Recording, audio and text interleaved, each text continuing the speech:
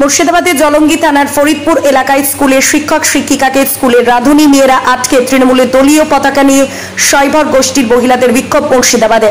ঘটনায় উত্তেজনা ছড়ালে ঘটনাস্থলে পৌঁছায় জলঙ্গি থানার পুলিশ। সোমবার ঘটনাটি ঘটেছে মুর্শিদাবাদের জলঙ্গির ফরিদপুর হাই স্কুলে। অভিযোগ, দীর্ঘ কয়েক বছর ধরে স্কুলের মিড ডে মিলে রান্না করত স্বয়ম্ভর গোষ্ঠীর 50 জন মহিলা।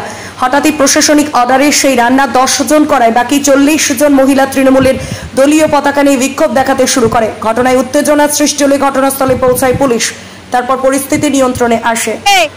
মাস্টার শালাকে দিয়ে ব্যবসা করেছে আর হেডমাস্টার এর আগে কি বিক্রি করেছে 75,000 টাকা আমাদের সবজির দোকানে এখনো বাকি আছে।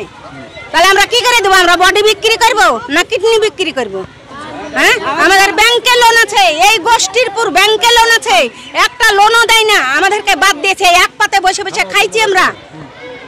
কি অভিযোগ আছে আপনাদের? আমাদের এই অভিযোগ, আমাদের কাজ, আমরা কাজ চাই। কতক্ষণ চলবে এই অবস্থান বিক্ষোভ?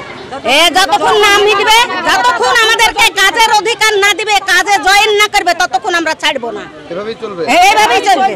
কিন্তু আপনাদের এই যে মিটিং এ সেখানে পুরুষদের দেখা গেল এবং তৃণমূলের ফ্ল্যাগ, কি বলবেন? ছেলে মেয়ে সবাই, পুরুষ নারী সবাই ওই তৃণমূলের ফ্ল্যাগ নিয়ে এসেছে। তৃণমূলের ইন্ধনে? হ্যাঁ, তৃণমূলের ইন্ধনে এসেছি। আপনার নাম? আমরা পূর্বেই লিখিতভাবে এই স্কুলের কর্তৃপক্ষকে জানান দিয়েছি এবং কোন কোন বিষয়ে আমাদের আলোচনা হবে সেই আলোচনার কথা আমরা লিখিতভাবে জানিয়েছি। আমাদের নির্ধারিত সময় ছিল একটার পরে মহিলাদেরকে পাঠিয়েছিলাম স্কুল কর্তৃপক্ষের কাছে। স্কুল কর্তৃপক্ষকে বললাম যে আমরা যারা ধর্ণা মঞ্চে ডেপুটেশন দিতে এসেছি তারা সবাই ঢুকবো, আর সবাইকে ঢুকতে যদি না দেওয়া হয় তাহলে হেডমাস্টারকে আমাদের সম্মুখে আসতে হবে একা, কিংবা সবাই আসতে পারেন, কোনো আপত্তি নাই। তো উনি বললেন যে আমি বাইরে যেতে পারবো না, মেয়েদেরকে বললেন। তারপরে মেয়েদেরকে সঙ্গে করে আমি গেলাম। আমি বললাম যে আমাদের দাবি লিখিত আকারে জানিয়েছি যে 40 জন মহিলাকে রান্নার কাজে নিযুক্ত। তো বললো আমি পারবো না।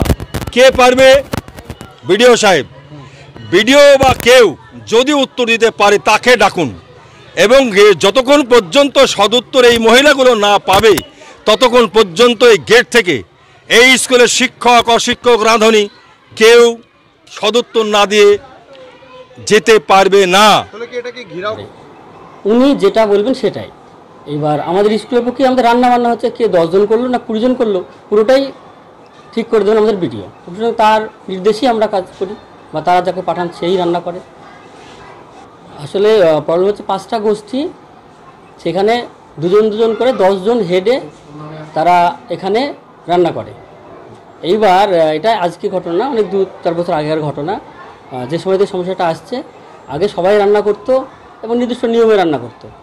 তারপরে বিডিও সাহেব বলেন না, যে আগের বিডিও যিনি ছিলেন উনি বলেছিলেন যে 10 জন, এই 10 জন আছে, এই 10 জনেই রান্না করবে। তারপর থেকে এদেরকে বাদ দেওয়া, ওনারা আসেন না। কিন্তু যেখানে প্রধান শিক্ষকের এখতিয়ারে নেই, সেখানে বাদ দেওয়া না দেওয়া, একটা গোষ্ঠী ধরুন, সেই গোষ্ঠীটা নিয়োগ করলো কে? বিডিও। সেই গোষ্ঠীর কে রান্না করবে সেটাকে নির্দেশ করবে বিডিও। তাহলে এখানে আমাদের স্কুল তো কোনো অভিযুক্ত থাকছে না, বা একটা প্রধান শিক্ষক কোনো অভিযুক্ত থাকে না। আমার নাম জিয়াউল হক।